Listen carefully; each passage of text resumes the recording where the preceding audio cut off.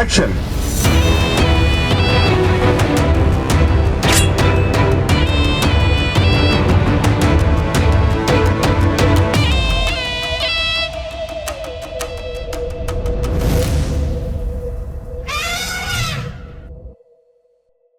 சேலம் மாவட்டம் கொளத்தூரில் யானை தந்தங்கள் கடத்தி வந்த 5 பேர் கைது. 2 ஜோடி யானை தந்தம், ஒரு சொகுசு கார், 2 இருசக்கர வாகனங்கள் பறிமுதல். உணவுப் பொருட்கள் மற்றும் வீட்டு உபயோகப் பொருட்களை டெலிவரி செய்யும் நிறுவனங்களில் ஒன்றான பிளிங்கிட் தற்போது ஆம்புலன்ஸ் சேவையை ஹரியானாவில் தொடங்கியுள்ளது. அழைப்பு விடுத்த 10 நிமிடங்களில் ஆம்புலன்ஸ் கிடைக்கும் என பிளிங்கிட் உறுதி. விரைவில் மற்ற மாநிலங்களிலும் பிளிங்கிட் ஆம்புலன்ஸ். டெல்லி பல்கலைக்கழகத்தின் புதிய கல்லூரிக்கு மன்மோகன் சிங்கின் பெயரை வைக்க வேண்டும் என காங்கிரஸ் கட்சியின் மாணவர் அமைப்பான இந்திய தேசிய மாணவர் சங்கம் பிரதமருக்கு கடிதம். புதிய கல்லூரிக்கு இன்று சாவர்கரின் பெயர் வைக்கப்பட்ட நிலையில் இந்திய தேசிய மாணவர் சங்கம் நிகழ்ச்சிக்கு சில மணி நேரம் முன் பரபரப்பு கடிதம். உடல்நல கோளாறு காரணமாக மருத்துவமனையில் அனுமதிக்கப்பட்டிருந்த முன்னாள் இந்திய கிரிக்கெட் வீரர் வினோத் காம்பில் டிஸ்சார்ஜ் ஆனார். கர்நாடகாவில் பேருந்து கட்டணத்தை 15% உயர்த்தி அம்மாநில காங்கிரஸ் அரசு உத்தரவு. ஜனவரி 4 முதல் அமலுக்கு வருகிறது புதிய கட்டண முறை. போக்குவரத்து துறையின் நிதி பற்றாக்குறை, இலவசங்களால் ஏற்பட்ட நிதி சுமை போன்ற காரணங்களால் பேருந்து கட்டணத்தை அரசு உயர்த்தியுள்ளது. திமுக அரசை குறை கூற வேறு காரணம் இல்லாததால் அண்ணா பல்கலைக்கழக விவகாரத்தை பற்றி எடப்பாடி பழனிசாமி பேசிக் கொண்டுள்ளார் என்று அமைச்சர் ரகுபதி குற்றச்சாட்டு. கிறிஸ்துமஸை முன்னிட்டு திண்டுக்கல் சிறையில் நடந்த நிகழ்ச்சியில் போலீஸ்காரர் ஒருவர் அட்டகத்தி பட பாடலை அசத்தலுடன் பாட அங்கிருந்தவர்கள் கைத்தட்டி உற்சாகப்படுத்திய வீடியோ வைரல். தனக்கு அறிவிக்கப்பட்ட அர்ஜுனா விருதை தனது தந்தைக்கு சமர்ப்பிக்கிறேன் என்று பாரா ஒலிம்பிக்கில் வெள்ளிப்பதக்கம் வென்ற துளசிமதி நிகழ்ச்சி. கடலூர் மாவட்டம் சான்றோர்பாளையம் பகுதியைச் சேர்ந்த தமிழக வாழ்வுரிமை கட்சி நிர்வாகி சங்கரை கொலை செய்த மர்ம நபர்களை கைது செய்ய கோரி காவல் நிலையத்தை முற்றுகையிட்ட மக்கள். பெஞ்சல் புயல் பாதிப்பை பார்வையிட சென்ற அமைச்சர் பொன்முடி மீது சேற்றை வீசிய பாஜக நிர்வாகிக்கு முன்ஜாமீன் கோரியிருந்த நிலையில் ஜாமீன் மறுப்பு.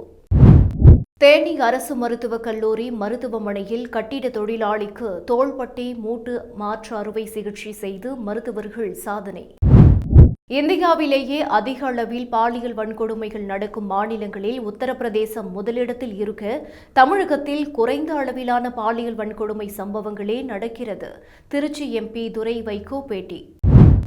வாழை மரத்தின் நடு தண்டிலிருந்து முளைத்த வாழை குலை தூத்துக்குடியில் அதிசயம். ஆச்சரியத்துடன் போட்டோ எடுத்து செல்லும் மக்கள். வேளாங்கண்ணியில் பூட்டி வைத்திருந்த விலை உயர்ந்த பைக்கை நள்ளிரவு நேரத்தில் திருடிச் செல்லும் மர்ம நபர்கள். சிசிடிவி காட்சிகள் வெளியாகி பரபரப்பு. பெண் காவலரை பின்னால் வந்து மோதிய இளைஞர் ஏன் என்று கேட்டபோது பெண் காவலரின் கையை முறுக்கியதால் பரபரப்பு. அத்துமீறிய இளைஞரை கைது செய்தது காவல்துறை. அண்ணா சாலையில் ஓரமாக நின்று டீ குடித்துக் கொண்டிருந்தவரை கத்தி முனையில் மிரட்டி செல்போனை பறித்து சென்ற திருடன். திருடனை கைது செய்த சிந்தாதிரிப்பேட்டை காவல்துறை. மகளிர் திறன்களை மேம்படுத்த ஏதுவாக சைதாப்பேட்டை தொகுதியில் மகளிர் திறன் மேம்பாட்டு மையத்தை திறந்து வைத்தார் முதல்வர் ஸ்டாலின். சென்னை மடிப்பாக்கத்தில் 10 வயது சிறுமிக்கு பாலியல் தொந்தரவு கொடுத்தவருக்கு 10 ஆண்டு சிறை. செங்கல்பட்டு போக்சோ நீதிமன்றம் அதிரடி தீர்ப்பு. தூத்துக்குடியில் அமைச்சர் அனிதா ராதாகிருஷ்ணன் பங்கேற்ற அரசு நிகழ்ச்சியில் எம்ஜிஆர் பாடலை நிறுத்தச் சொன்ன அமைச்சர். அதிமுகவில் இருந்தவர் என்பதால் எம்ஜிஆர் பாடலை போட்டதாக கிராம மக்கள் விளக்கம். பிராக்டிகல் லேப் இல்லாத காரணத்தால் பிராக்டிகல் தேர்வுகள் நடத்தாமலேயே மாணவர்களுக்கு மதிப்பெண் வழங்க வேண்டியிருக்கிறது. பள்ளிகளின் தரம் உயர்த்தப்பட்டாலும் கூடுதல் கட்டிடங்கள் கட்டித்தரப்படவில்லை என தமிழ்நாடு மேல்நிலைப் பள்ளி முதுநிலை பட்டதாரி ஆசிரியர் சங்க தலைவர் குற்றச்சாட்டு. கடற்படை சாகச நிகழ்ச்சிக்காக ஒத்திகையில் ஈடுபட்ட போது பாராசூட்கள் ஒன்றோடு ஒன்று மோதியதால் கடலில் விழுந்த கடற்படை கமாண்டோக்கள் மீட்பு படகுகள் மூலம் மீட்ட கடற்படை. மத்திய பிரதேச மாநிலம் போபாலில் விஷவாயு கசிவு ஏற்பட்டு 40 ஆண்டுகள் ஆன நிலையில் ஆலையில் இருந்த 3,77,000 கிலோ அபாயகரமான கழிவுகள் வேறு இடத்திற்கு பாதுகாப்பாக அகற்றப்பட்டன. தமிழகத்தில் 1000 கோடி சைபர் மோசடி நடந்ததை அடுத்து மேற்கு வங்கத்தின் 8 இடங்களில் அமலாக்கத்துறை ரெய்டு. அமெரிக்க அதிபராக பதவியேற்க உள்ள டொனால்டு டிரம்புக்கு சொந்தமான ஹோட்டலுக்கு முன் வெடித்த சைபர் ட்ரக். ஒருவர் பலியான நிலையில் 7 பேர் படுகாயம். எப்போது தேர்தல் நடந்தாலும் திமுக தோல்வியடைவது உறுதி. பாமக நிறுவனர் ராமதாஸ் திட்டவட்டம். தமிழக காங்கிரஸ் நடத்தும் மறைந்த முன்னாள் பிரதமர் மன்மோகன் சிங் மற்றும் முன்னாள் தமிழக காங்கிரஸ் தலைவர் EVKS இளங்கோவன் உள்ளிட்டோரின் படத்திறப்பு விழாவில் முதல்வர் ஸ்டாலின் கலந்து கொள்ள இருப்பதாக தகவல். 2026 சட்டமன்ற தேர்தலில் வெற்றியடைய பெண்களை கவருவதற்காக ஒரு வார்டுக்கு 10 மகளிர் குழு வீதம் கோவையில் 1000 மகளிர் குழுக்களை உருவாக்க திமுக தலைமை உத்தரவு. உதயநிதி தலைமையில் விழா நடத்தி மகளிர் குழு உறுப்பினர்களுக்கு வங்கிக் கடன் அட்டை வழங்கப்படும் என அறிவிப்பு. கொச்சினில் இருந்து 18 டன் எரிவாயுவை ஏற்றி வந்த டேங்கர் லாரி திருப்பூர் மாவட்டம் உப்பிலிபாளையத்தில் கவிழ்ந்து விபத்து. எரிவாயு கசிவு ஏற்பட்டதை அடுத்து டேங்கரில் இருந்த ஓட்டைகள் அடைப்பு. விபத்து நடந்த இடத்தில் இருந்து 500 மீட்டர் தொலைவில் அமைந்துள்ள பள்ளிகளுக்கு விடுமுறை அறிவித்த ஆட்சியர். நாமக்கல்லில் கறிக்கோழி உயிருடன் ரூபாய் 98க்கு விற்பனை. முட்டை ரூபாய் 5க்கு விற்பனை. கேரள கழிவுகள் தமிழகத்தில் கொட்டப்படுவதை தடுக்க தனிப்படை அமைத்து கண்காணிக்க தமிழக அரசுக்கு தென்மண்டல பசுமை தீர்ப்பாயம் உத்தரவு. அரசின் திட்டங்கள் வாயிலாக 6ஆம் தேதி வரை உயர்ந்த மரக்கன்றுகளை மட்டுமே நடவு செய்ய வேண்டும் என அரசு துறைகளுக்கு தமிழக அரசு உத்தரவு. 2024 மேற்கொள்ளப்பட்ட அதிரடி நடவடிக்கையில் இந்தியா முழுவதும் 11 IS பயங்கரவாதிகள் கைது செய்யப்பட்டுள்ளதாக தேசிய புலனாய்வு முகமை தகவல். பெண் பத்திரிகையாளர்கள் குறித்து அவதூறு கருத்து பதிவிட்ட வழக்கில் SV சேகருக்கு விதிக்கப்பட்டுள்ள சிறை தண்டனையை அமல்படுத்த 90 நாட்களுக்கு தடை. SV சேகர் உச்சநீதிமன்றத்தில் மேல்முறையீடு செய்ய இருப்பதால் தீர்ப்பை நிறுத்தி வைத்த உயர்நீதிமன்றம்.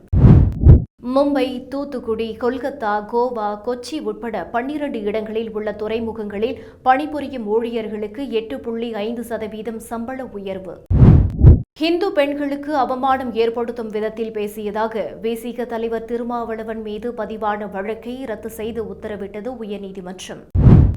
ரயில் பாதை மேம்பாட்டு பணி காரணமாக சென்னை டு மதுரை தேஜஸ் ரயில் உட்பட 15 ரயில்களின் சேவையில் மாற்றம். தமிழகம் முழுவதும் இன்று முதல் வழங்கப்படுகிறது பொங்கல் பரிசு தொகுப்புக்கான டோக்கன். ரேஷன் கடைகளில் சென்று மக்கள் பெற்றுக் கொள்ளலாம். தயாரிப்பு துறை வளர்ச்சி ஓராண்டில் இல்லாத அளவு 2024 டிசம்பரில் சரிவை சந்தித்துள்ளதாக HSBC வங்கி தகவல். உற்பத்தி மற்றும் புதிய ஆர்டர் குறைந்ததே வளர்ச்சி சரிய முக்கிய காரணம் என கூறப்பட்டுள்ளது. ஈரோடு மாவட்டம் பெருந்துறை பேரூராட்சியை நகராட்சியாக மாற்றுவதற்கு திமுக உட்பட கூட்டணி கட்சி கவுன்சிலர்கள் 10 பேர் எதிர்ப்பு. அமைச்சர் முத்துசாமியிடம் மனு வழங்கினர். தாராபுரம் அரசு மருத்துவமனையில் அறுவை சிகிச்சையில் குழந்தை பெற்றுக் கொண்ட பெண் 15 நாட்களுக்கு பிறகு உயிரிழப்பு. இறப்பில் மர்மம் உள்ளதா என RTO விசாரணை. காச நோயால் பாதிப்படையக்கூடிய நிலையில் தமிழகத்தில் 2,16,00,000 பேர் உள்ளனர். மக்கள் நல்வாழ்வுத்துறை ஆய்வில் வெளிவந்த அதிர்ச்சி தகவல். காச நோயை ஒழிக்க நாடு முழுவதும் 100 நாட்களுக்கு விழிப்புணர்வு பிரச்சாரத்தை முன்னெடுத்துள்ள மத்திய, மாநில அரசுகள். கர்நாடகாவில் மகளை பாலியல் வன்கொடுமை செய்ய முயன்ற கணவனை 2ஆக வெட்டி வயலில் வீசிய பெண். காவல்துறை கைது செய்து விசாரணை. புஷ்பா 2 பார்க்க சென்ற பெண் பலியான விவகாரத்தில் சிறப்பு காட்சியின் போது தவறான பாதுகாப்பு நடவடிக்கை மேற்கொண்ட அதிகாரி மீது நடவடிக்கை எடுக்க தேசிய மனித உரிமை ஆணையம் உத்தரவு. மாஞ்சோலை தேயிலை தோட்டங்களை தமிழக அரசை ஏற்று நடத்த வேண்டும் என தாக்கல் செய்யப்பட்ட மனுவை தள்ளுபடி செய்தது உச்சநீதிமன்றம். பஞ்சாப், ஹரியானா எல்லையில் நடக்கும் விவசாய சங்க தலைவரின் உண்ணாவிரத போராட்டத்தை சிக்கலாக்க முயற்சிப்பது ஏன் என கேள்வி எழுப்பி பஞ்சாப் ஆம் ஆத்மி அரசுக்கு உச்சநீதிமன்றம் கண்டனம். வங்கதேசத்தில் இருந்து ஊடுருவல்காரர்களை அனுமதித்து மேற்கு வங்கத்தை சீர்குலைக்கும் முயற்சியில் எல்லை பாதுகாப்பு படையினர் ஈடுபட்டுள்ளதாக அம்மாநில முதல்வர் மமதா குற்றச்சாட்டு. நாடு முழுவதும் 440 மாவட்டங்களில் உள்ள நிலத்தடி நீரில் உடலுக்கு கடுமையான பாதிப்புகளை ஏற்படுத்தும் ரசாயனங்கள் கலந்திருப்பதாக மத்திய அரசு வெளியிட்ட நிலத்தடி நீர் குறித்த ஆண்டறிக்கையில் தகவல். மெல்போர்னில் நடந்த டெஸ்ட் போட்டியில் தோல்வியடைந்த பிறகு நான் வீரர்களிடம் கடுமையாக நடந்து கொண்டதாக வெளியான செய்தி உண்மையில்லை. கௌதம் கம்பீர் விளக்கம். நீட் தேர்வு வினாத்தாள் கசிவு உள்ளிட்ட முறைகேடுகள் குறித்த புகாரின் எதிரொலியாக நீட் தேர்வு குறித்த நிபுணர் குழுவின் பரிந்துரைகள் அமல்படுத்தப்படும் என உச்சநீதிமன்றத்தில் மத்திய அரசு உறுதி. வங்கிகளில் பெறப்பட்ட கடனை திருப்பி செலுத்த முடியாததால் நகைகள் பறிபோகும் அபாயம் ஏற்பட்டுள்ளதாகவும் நகைகளுக்கு மத்திய அரசுதான் பொறுப்பு என்றும் காங்கிரஸ் குற்றச்சாட்டு.